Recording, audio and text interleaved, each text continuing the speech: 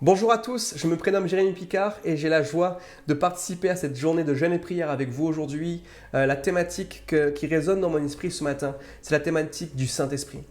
En effet, ça fait quelques mois, depuis le début de l'année 2020, que l'on fait tous face au niveau de l'humanité à un challenge en commun, je dirais, cette dynamique du virus, du coronavirus que beaucoup d'entre vous, auquel vous faites face en francophonie.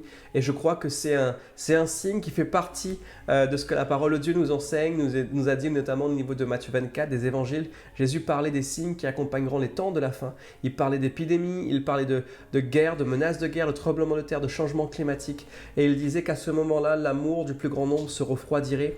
Je crois que c'est une saison pour nous de réaliser que dans le calendrier de Dieu, on a l'occasion de demeurer passionné, demeurer en feu, attaché à sa parole, à pratiquer la parole et surtout comme on le fait aujourd'hui, à intercéder pour notre génération, à intercéder pour que la volonté de Dieu s'accomplisse et non pas les projets de l'ennemi.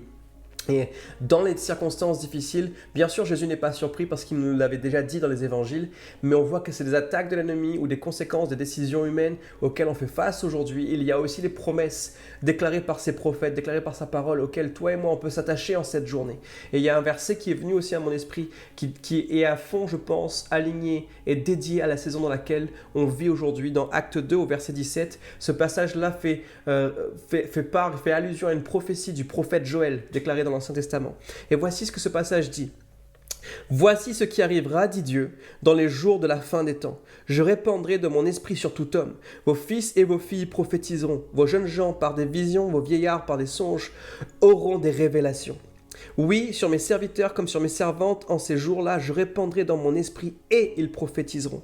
Je ferai des miracles là-haut dans les ciels et ici sur la terre des signes prodigieux, sang, feu, colonnes de fumée. Et le ciel s'obscurcira, la lune deviendra de sang avant la venue du Seigneur en ce jour grand et glorieux.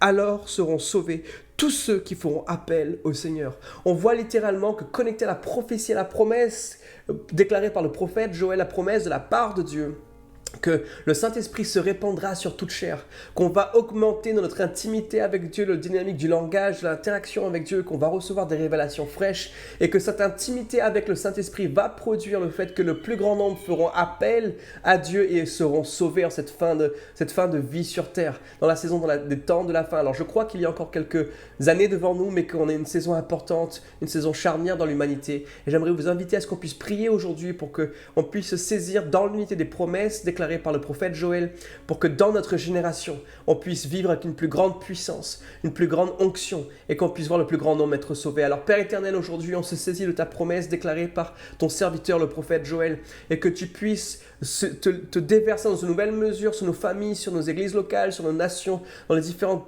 peuples en francophonie et aussi sur le monde. On s'attend à toi afin qu'on puisse expérimenter le réveil que tu as préparé d'avance pour notre génération. Alors à toi revient la louange, l'honneur et la gloire pour les siècles des siècles. Amen. Que Dieu vous bénisse. Passez une excellente journée dans sa présence.